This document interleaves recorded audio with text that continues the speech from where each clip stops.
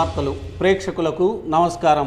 దర్శి నియోజకవర్గాన్ని మంత్రివర్యులు సిద్ధారాఘవరావు ఎంతో అభివృద్ధి చేశారని, మాటల కన్నా చేతల్లో పనులు చేసి చూపించారని, కేవలం మాటలు మాత్రమే చెప్పేవాళ్ళు కేవలం కొండల్ని పిండి చేసుకుంటూ ఉండాల్సిందేనని, అన్ని విధాలుగా అభిమానించినప్పటికీ అది మరిచిపోయి పార్టీలు మారే వాళ్లకు ప్రజలే బుద్ధి చెప్పాలని మంత్రివర్యులు సిద్ధారాఘవరావు సతీమణి శ్రీమతి సిద్ధా లక్ష్మీ పద్మావతి అనర్గళంగా ప్రజల మధ్య ప్రసంగించిన తీరు అందరినీ ఆకట్టుకుంది.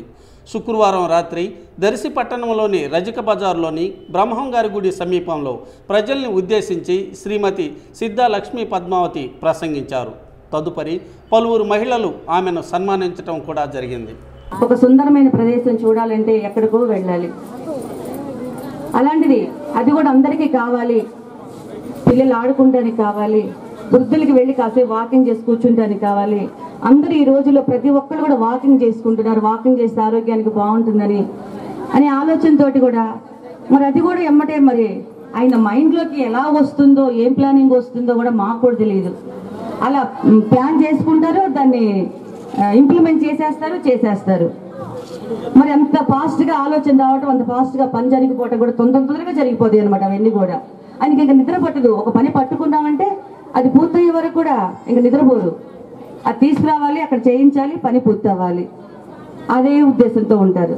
మరి చూడండి, మరి అది అవసరం లేదు కదా, మనకి పార్కు చేయించాలని అవసరం లేదు కదా. మీరు ఎవరు అడగల మాకు కావాలి పార్క్ అని. డ్రైవింగ్ స్కూల్ అడగలేదు, ఫైర్ ఇంజిన్ అడగలేదు, మీరు మినీ స్టేడియం అడగలేదు, ఏం అడగలేదు మీరు. మరి ఇవన్నీ ఎందుకు తీసుకొచ్చారు? మీరు అడిగిందల్లప్పుడు మాకు రోడ్లు కావాలి, లైట్లు కావాలి, మంచినీళ్ళు కావాలి అని అడిగారు. పోయిన ఎలక్షన్లో మేము తిరగడానికి వచ్చినప్పుడు అంత తప్పి మీరు ఇంకో కోరలా. మరి మీరు 10 కోరికలు పోతే ఆయన 90 కోరికలు నెరవేర్చారు. మీ అన్నీ కూడా మీరు అడగకుండానే చేశారు అవన్నీ కూడా.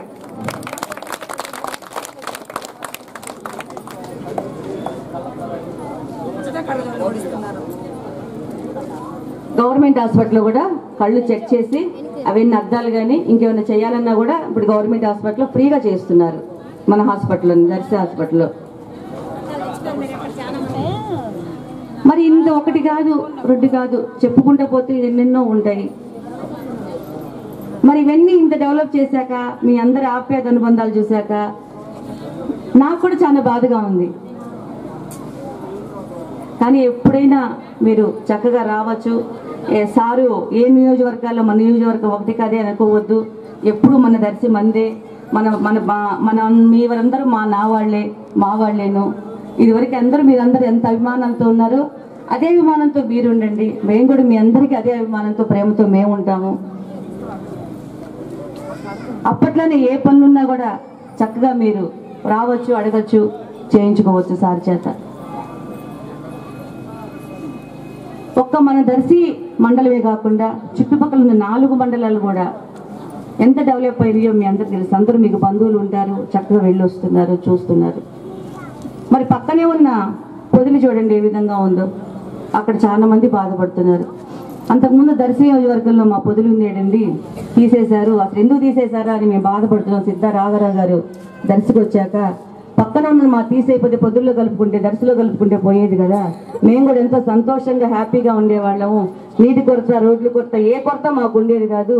మాకైతే వాళ్ళని చూస్తుంటే కనుక మాకు చాలా బాధగా ఉందండి. అసలు మరి ఎందుకు తీసేశారని బాధపడుతున్నాము అని పక్కన ఉన్న దర్శి పొదిలి వాళ్ళు కూడా అనుకుంటున్నారు.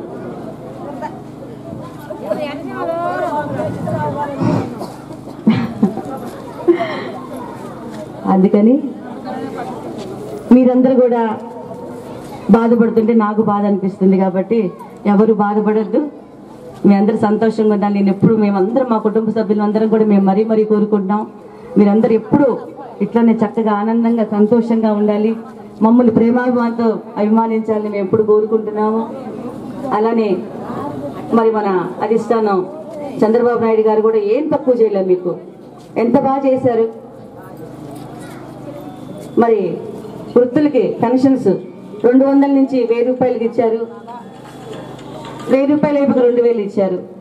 2000 వచ్చేటికి ఏమ్మా మీ అందరికి ఎంత గర్వంగా ఉంది. 2000 వచ్చేటప్పటికి ఒక నూతన ఉత్సాహం వచ్చింది. అవునా?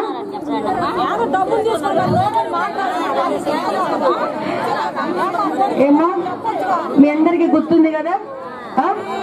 మరి ఇలాంటివి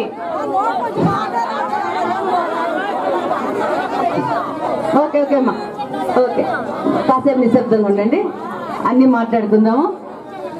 కాసేపు కాసేపు కాసేపు మాట్లాడవచ్చు. ఏమో మీరందరూ అంత సంతోషంగా మీరు మీ పెద్ద కొడుకు ఆదుకుంటున్నాడు అనుకుని మీరందరూ ఎంత సంతోషపడుతున్నారు. మీరందరూ కూడా మీ బిడ్డలు ఎంత అభిమానిస్తారో, ఎంత హృదయానికి హత్తుకుంటారో, అదే విధంగా మన చంద్రబాబు నాయుడు గారు కూడా మీరు దీవించాలి.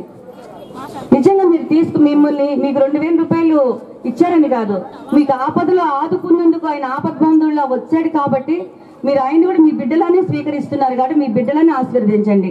ఎందుకంటే మన చంద్రబాబు నాయుడు గారు మళ్ళీ ముఖ్యమంత్రిగా అయితే ఇంకా ఇంకా ఇంకా ఎన్నెన్నో వస్తాయి మీ అందరికి కూడా, ఇంకా ఇంకా చక్కగా. మరి చూడండి పసుపు కుంకుమ ఫస్ట్ మన నిజమేనమ్మా, వాళ్ళకి మరి ఆ బిడ్డలందరికీ తగిన స్తోమత ఉందో లేదో, మరి ఆ తల్లి కొంచెం 500 రూపాయల చేతిలో పెడతానికి మనం అది కూడా ఆలోచించాలి కదా. మరి వాళ్ళే స్థితి ఉన్నా కొన్ని ఇవ్వలేని పరిస్థితులు వాళ్ళు ఉంటాయి వాళ్ళ కుటుంబంలో, అవి కూడా ఉంటాయి, అన్ని ఆలోచించాలి మనం, ఒకటి కాదు కదా. మరి వచ్చిన భార్య ఒప్పుకోవాలి, ఆవిడ ఇష్టపూర్వకం ఇవ్వాలి, అందరూ ఉండాలి కాదు, కొంతమంది అటు ఉంటారు కొంతమంది ఇటు ఉంటారు, మనం ఎవరిని విమర్శించకూడదు. మరి ఆ ఇదిలో మరి 2000 ఇస్తున్నారు కానీ వాళ్ళకి మనోధైర్యం, 5 కేజీలు రేషన్ వస్తుంది, బియ్యము 2000 రూపాయలు పెట్టుకున్నారంటే వాళ్ళకి నెల మొత్తం జరిగిపోతుంది, ఏ ఇబ్బంది లేకుండా. ఎందుకంటే మన చేతిలో డబ్బులు ఉండే కొద్దీ మనం ఖర్చు పెట్టుకుంటాం, దానికి ఒక లిమిట్ ఏమి ఉండదు, ఎంతైనా ఉంటే ఎంతైనా ఖర్చు పెట్టుకుంటాం. కనీస అవసరాలు 5 కేజీల రేషను, 2000 రూపాయలు, వాళ్ళకి వైద్యం ఉచితము, ఇవన్నీ చాలు వాళ్ళకి. వాళ్ళు హ్యాపీగా నెల మొత్తం సంతోషంగా గడిపేస్తారు బాధ లేకుండా. ఇంకా వాళ్ళే ఆ డబ్బులు మిగుల్చుకొని మనవడికో మనవరాలకో కూతురు వచ్చినప్పుడు ఓ 10 రూపాయలు చేతిలో పెట్టగలుగుతున్నారు. నా దగ్గర ఉంది అనే ధైర్యం వాళ్ళందరికీ వచ్చింది. అవి ఆ 2000 ఉండే బట్టి వాళ్ళకి ధైర్యం వచ్చింది. మరి ఎవరన్నా ఆడపిల్ల ఇంటికి వస్తే 10 రూపాయల చేతిలో పెట్టాలి కదా, పెడితే మనకి సంతోషంగా ఉంటుంది. అది మరి ఆ మనసులో వాళ్ళకి ఆ గట్టి ఒక ఆలోచన భావన కూడా ఉంది కాబట్టి వాళ్ళు ధైర్యంగా పెట్టుకోగలుగుతున్నారు. అందుకని మీరందరూ కూడా నమ్మ తప్పకుండా రేపు జరిగే ఎన్నికల్లో ప్రతి మనిషికి 2 ఓట్లు ఉంటాయి. 2 ఓట్లు సైకిల్ గుర్తుకు వేయండి. ప్రతి ఒక్కళ్ళు కూడా 2 ఓట్లు దేనికి వేస్తారమ్మా? సైకిల్ గుర్తుకి. మీకు అర్థం కాలేదనుకో మీ వాళ్ళతో ముందు ఒకసారి చెప్పించుకొని అక్కడ మీరు వెళ్ళాక హడావుడి పడద్దు, ఎవ్వరు హడావుడి పడాల్సిన పనేమీ లేదు. ప్రశాంతంగా మీరు 1-2 సార్లు చూసుకొని అక్కడ నొక్కండి, జాగ్రత్తగా చూసుకోండి. సైకిల్ గుర్తు అందరికీ తెలుస్తుంది కదా, జాగ్రత్తగా. వాళ్ళు బూతులో ఉన్న వాళ్ళు ఇంకోటి అన్నా కూడా మీరు చేయొద్దు. అక్కడ ఫ్యాన్ ఉంటుంది, గ్లాస్ ఉంటుంది, ఇంకా ఏవో ఉంటాయి. జాగ్రత్తగా సైకిల్ గుర్తుకి నిదానంగా చూసుకొని నిమ్మడంగానే వేస్తే అక్కడ ఎవ్వరు మిమ్మల్ని తొందర పెట్టే వాళ్ళు ఉండరు. హడావుడి పడకండి, ఎవ్వరు కూడా హడావుడి పడద్దు. ప్రశాంతంగా చూసుకోండి. 5 నిమిషాలు లేట్ అయిన మిమ్మల్ని ఎవరు బయటికి రమ్మని అడగరు. హడావుడి పడకుండా ప్రశాంతంగా 2 ఓట్లు సైకిల్ గుర్తుకు వేసి మన చంద్రబాబు నాయుడు గారిని అక్కడ ముఖ్యమంత్రిగా కూర్చోబెట్టాలి మీ అందరూ కూడా. మరి ఆడపడుచులు 10,000 ఫస్ట్ ఇచ్చారు చంద్రబాబు నాయుడు గారు. 13 జిల్లాల అది కాకుండా మళ్ళీ పసుపు కింద మీ అందరికి 10,000 ఇస్తున్నారు. మరి ఆయన మీరందరూ మర్చిపోతారు అనుకున్నారేమో, 3 నెలలకి 3 చెక్కులు ఇచ్చారు మీకు, ఇచ్చారు కదా. మరి మీరందరూ తీసుకున్నారు. రేపు ఏప్రిల్లో కూడా, రేపు ఎలక్షన్ ముందు కూడా మీరు తీసుకుంటారు 3వ చెక్కు కూడా. అవన్నీ ఏం చేశారు ఆయన చాలా తెలివిగా చక్కగా మీకు అందైతే బ్యాంకులో వేసేసారు, ముందలే వేసేసి మీకు చెక్కులు ఇచ్చేస్తారు. పలానా డేట్లో మీరు తీసుకోండి ఈ చెక్కులని. మరి ఇది కూడా మీరు అందరూ గుర్తు పెట్టుకోవాలి తల్లి. మరి ఆడపడుచులు మన పుట్టింటికి వెళ్తే అందరికి స్తోమత ఉండకపోవచ్చు, దాంట్లో ఏం లేదు. ఒకళ్ళు 1000 పెడితే, ఒకళ్ళు 5,000 పెడితే, ఒకళ్ళు 100 రూపాయలు పెడతారు. ఎందుకంటే మన పుట్టింటి పసుపు అంటే మనకి ఎంత ప్రేమో మనందరికీ తెలుసు కాబట్టి. అలానే చంద్రబాబు నాయుడు ఒక తోబుట్టుగా, ఒక పెద్దన్నగా ఆయన ఇచ్చారు కాబట్టి దానికి కూడా మీరందరూ మన పుట్టింటి మీద ఎంత అభిమానంతో మనం ప్రేమాభిమానం చూపిస్తామో, మరి వాళ్ళు ఏదో మనకు పెడితే మన ఇంటికి వచ్చాక మనం కూడా ఆ వదినికి అన్నయ్యకు ఏదో పెట్టాలి మనం ఆలోచిస్తాం కదా. ప్రతి ఒక్కరం ఆలోచిస్తాం, మనకు ఉన్నంతలో ఏదో ఒకటి. వాళ్ళు మొన్న మా ఇళ్ళప్పుడు మనకు పెట్టి పంపించారు, మనం కూడా ఏదో పెడదామండి అని మన ఇంట్లో అడుగుతాం. నీ ఇష్టం పెట్టుకోమని చెప్తారు. అది మీకు తెలిసి ఎంత పెట్టుకోవాలో. మరి అన్నదమ్ములకి 500 పెడితే 100 పెడితే అంత ఇచ్చాము. మరి ఇన్ని వేల మంది తోబుట్టువులకి మన చంద్రబాబు నాయుడు గారు ఒక్కొక్క మహిళకి 10,000 అంటే ఎన్ని కోట్లు ఇచ్చారో చూడండి. ఒక్కొక్క మహిళకి ఏ ప్రభుత్వం కూడా ఏ ముఖ్యమంత్రి కూడా చేయలేదు ఈ పని, చేయలే ఇవన్నీ కూడా. మరి ఇవన్నీ కూడా ప్రతి ఒక్కళ్ళు మనసులో, అంటే మీకు తెలియదని కాదు, మళ్ళీ ఒకసారి గుర్తు చేస్తే బాగుంటది అనే ఆలోచనతో నేను గుర్తు చేస్తున్నాను. ఎవ్వరూ మర్చిపోతల్లి మన అభిమానాన్ని. ఇంకా రేపు మళ్ళీ చంద్రబాబు నాయుడు గారు మళ్ళీ అధికారంలో వచ్చాక మీ అందరికీ మళ్ళీ 10,000 పసుపు కింద ఇస్తా అన్నారట. ఏయో పార్టీ వాళ్ళు ఏయో వాగ్దానాలు చేసేవాళ్ళు గొప్ప, చేసి చూపించేవాళ్ళు గొప్ప. ఒకసారి చెప్పండి అమ్మా మన మహిళలందరూ. వస్తాం, చేస్తాం, చూస్తాం అనేవాళ్ళు గొప్ప, మేము చేసేసాం, చేసి చూపించాం అనేవాళ్ళు మరి ఎంతవరకు గొప్ప చెప్పండి. మరి చేసి చూపించేవాళ్ళే మనకి, ఎందుకంటే పనులు కావాలి ఎప్పుడు. మరి అది గత ప్రభుత్వంలో వాళ్ళందరూ ఉన్నారు కదా, మరి ఉన్నప్పుడు ఏం చేశారు, ఏం చేయలేం. మీ అందరికీ ఎంత జరిగిందో మీ అందరికీ తెలుసు. మరి చేస్తాం అన్నారు కదా, చేసి చూపించే వాళ్ళు గొప్ప. కాబట్టి మీరందరూ మళ్ళీ తెలుగుదేశం పార్టీకి ఓటు వేసి మన చంద్రబాబు నాయుడు గారిని మళ్ళీ ముఖ్యమంత్రిగా కూర్చోబెట్టాలి. ఒకటే కంకణంగా పెట్టుకోవాలమ్మా. ఫస్ట్ నుంచి తెలుగుదేశం ప్రభుత్వం మహిళలంటే ప్రాణం, మహిళలంటే అభిమానం. మరి మన ముఖ్యమంత్రి ఆయన ఎన్టీ రామారావు గారు మహిళలకు గుర్తింపు తీసుకొచ్చింది ఆయనే. మహిళలు గౌరవించడం గుర్తింపు. ఎందుకంటే అంతకుముందు మన పుట్టింటి వాళ్ళు ఉంటారు కానీ ఆస్తిలో భాగవనం కానీ వాళ్ళు సంతకం పెట్టించుకుని ఎంతో ప్రేమగా పిలుస్తున్నారు అన్నదమ్ములు. మరి గుర్తింపు వచ్చింది కదా ఆడపిల్లలకి, ఆడవాళ్ళకి గుర్తింపు వచ్చిందా లేదా? మరి గుర్తింపు వచ్చింది చూడండి. తర్వాత చంద్రబాబు నాయుడు గారు వచ్చాక మీరందరూ కట్టెల పొయ్యి మీద వంట చేసుకుంటున్నారు, ఎవరు ఇబ్బంది పడకూడదు. ఏ టైం అయినా పనులు చేసుకుని పొలాలకు వెళ్ళి వస్తారు ఆడవాళ్ళందరూ. గ్యాస్ పొయ్యి ఉంటే కనుక వాళ్ళు ఏ టైం అయినా అన్నం వండుకొని ఇంట్లో చేసుకుంటారు. మళ్ళీ పొయ్యి వెలిగించుకొని ఆ మంటలు వండి చికాకు లేకుండా అనేసి అప్పుడు గ్యాస్ పొయ్యిలు ప్రవేశపెట్టింది కూడా మన తెలుగుదేశం ప్రభుత్వమే, అవును కదా. ఫస్ట్ మరి ఆడవాళ్ళ కష్టములు సుఖాలు అన్ని తెలుసుకునేది ఆలోచించేది కూడా ఒక తెలుగుదేశం ప్రభుత్వాన్ని గుర్తుపెట్టుకోండి మీరు. ప్రతిదీ కూడా మరి అప్పట్లో ఆడపిల్ల పుడితే ఎక్కువ అబార్షన్ చేయించుకుంటా ఉన్నారు. అబార్షన్ చేయించకూడదు, ఆడపిల్ల అంటే లక్ష్మీదేవి. అసలు ఆడవాళ్ళు భూమి మీద లేకపోతే అసలు మనకి ప్రపంచం ఏముంది, అసలు మనకి ఏం లేదు కదా.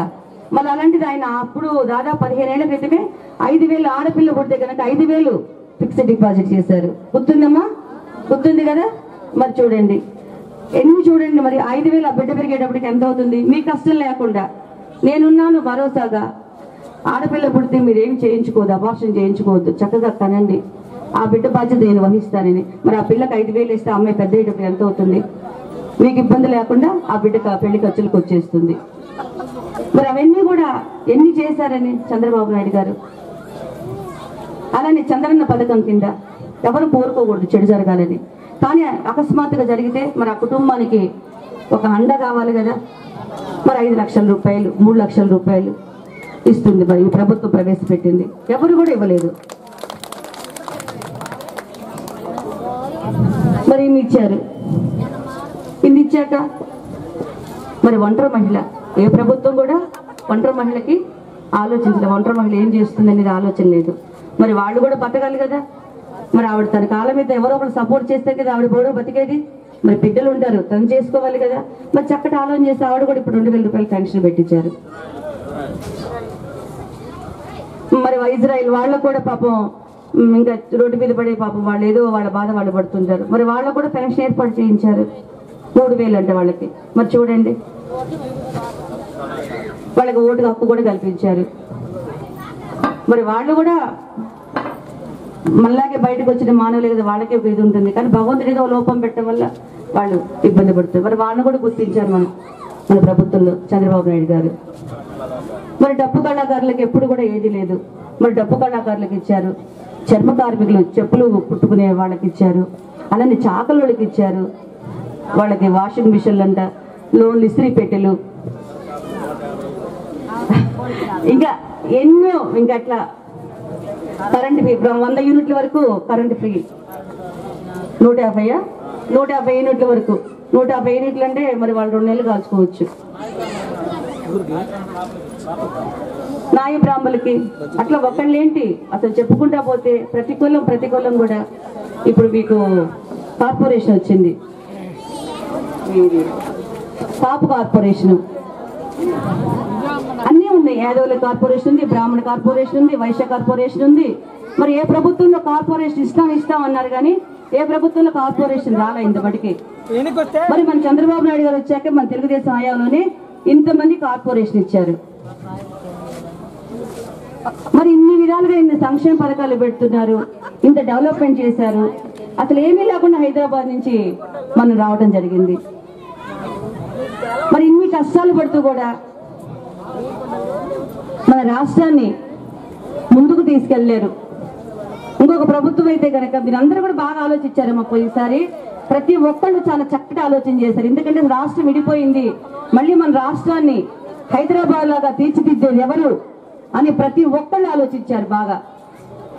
దానికి తగ్గ సమర్థత మన చంద్రబాబు నాయుడు గారికి తప్ప వేరెవ్వరికి లేదు అనేసి ఆయన గెలిపించుకోవడం జరిగింది. నిజంగానే ఆయన వచ్చాక మీరు అనుకున్న దాన్ని ఆయన ఏమి ఒమ్ము చేయలేదు.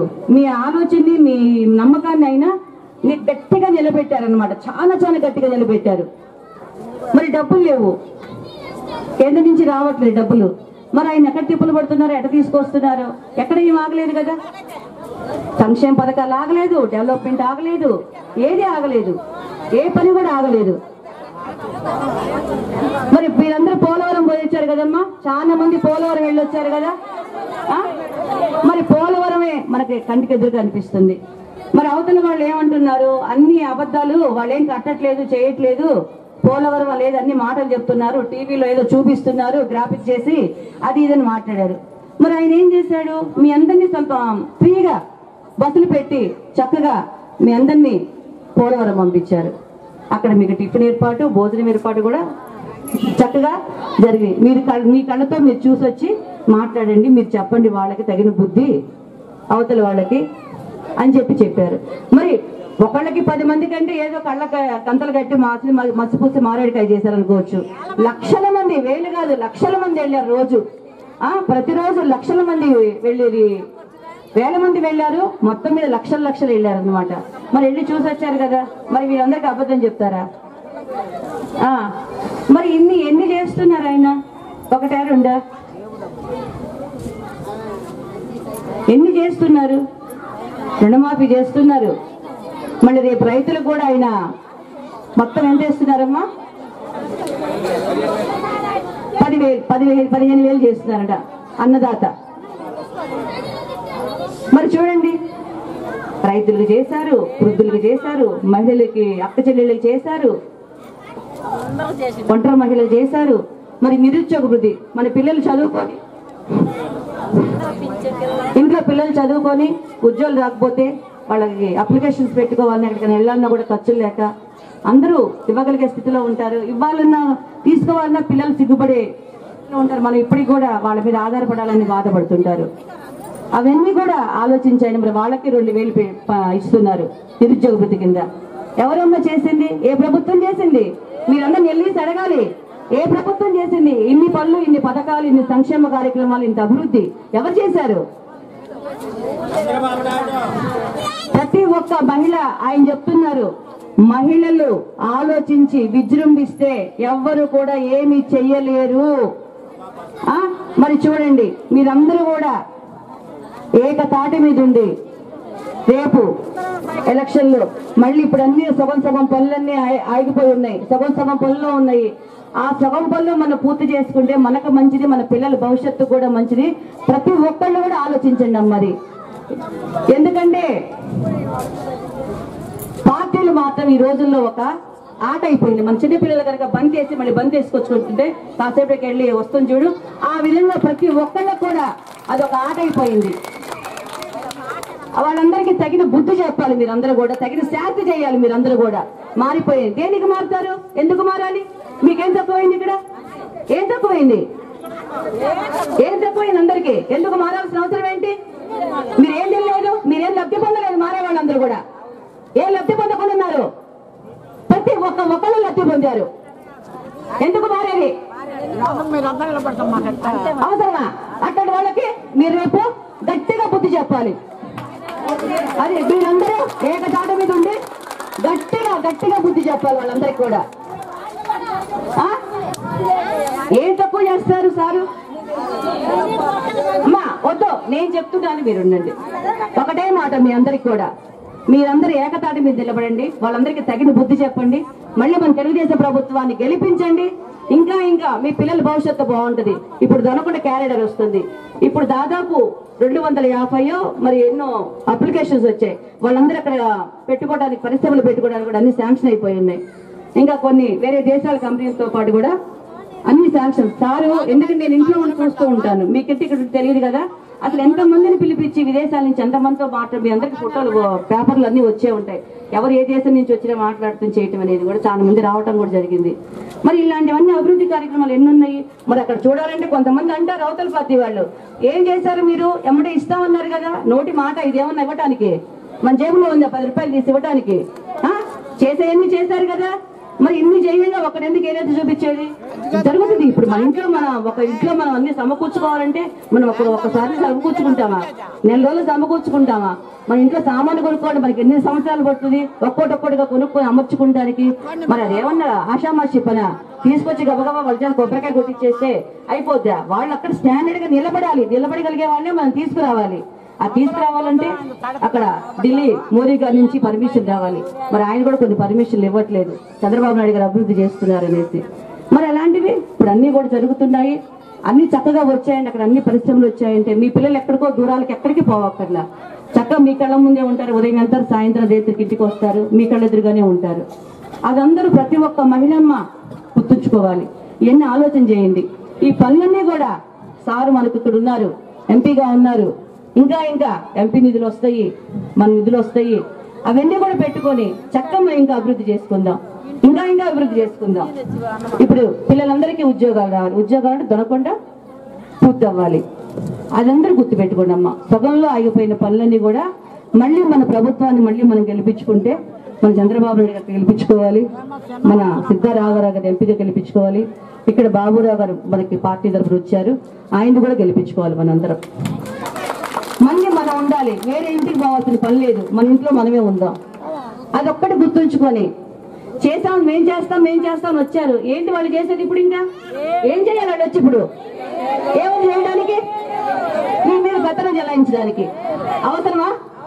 మీ మీద పెత్తనం చెలాయించడానికి ఏ రోజన్నా సారి పెత్తనం చెలాయించారు మీ మీద? ఈ 5 సంవత్సరాల్లో ఏ రోజు కూడా మిమ్మల్ని మేము వచ్చిన అవతల పార్టీ వాళ్ళు వచ్చినప్పుడు సగౌరవంగా మీరు మర్యాద చేసి పంపించేవాళ్ళు. మీరు ఇంత చేసినా కూడా మీకు ఇంకా అణిగి ఉన్నారు, ఒదిగి ఉన్నారు. మా దగ్గర మీరు ఏమీ లేకుండానే వాళ్ళు ఇట్లా మాట్లాడుతున్నారు అని నా దగ్గర చాలా మంది కూడా చెప్పడం జరిగింది. మరి అంతా మీకు అవసరమా? వాళ్ళ మోచేతికి నీళ్లు మీరు తాగాలా ఏంటి? అక్కర్లేదు కదా. మనం గౌరవంగా మన పార్టీ మనకు వచ్చిందంటే మనం చాలా గర్వంగా ఎలా ఉంటాం? గర్వంగా ఉంటాం. మన పార్టీ మన ఇంట్లో మనం తన్నుకున్నా కొట్టుకున్నా మనందరం ఒకటే. సమస్యలు ఉంటాయి, ఒక కడుపును పుట్టింది అన్నదమ్ములే తేడాగా ఉంటారు. మళ్ళీ ఏదైనా వచ్చినప్పుడు వాళ్ళందరూ ఏమవుతారు? మనం ఒకటే అని కలిసి అదే ఐక్యత, మీరందరూ కూడా అదే ఐక్యతగా ఉండాలి. మళ్ళీ మన ఇక్కడ దర్శనం మన తెలుగుదేశం ప్రభుత్వాన్ని మళ్ళీ ఇట్లానే పెట్టుకోవాలి. చక్కగా సార్ని మనం ఎంపీగా గెలిపించుకోవాలి. ఇంకా నిధులు వస్తాయి. ఎంపీగా ఉంటే ఢిల్లీ లెవెల్కి సారి వెళ్ళారంటే ఇంకా బోల్డ్ నిధులు వస్తాయి. ఇంకా ఆ నిధులు బట్టి మనం చక్కగా దొరకకుండా పెట్టుకుంటే మీ పిల్లల భవిష్యత్తు అంతా కూడా చాలా బాగుంటుంది.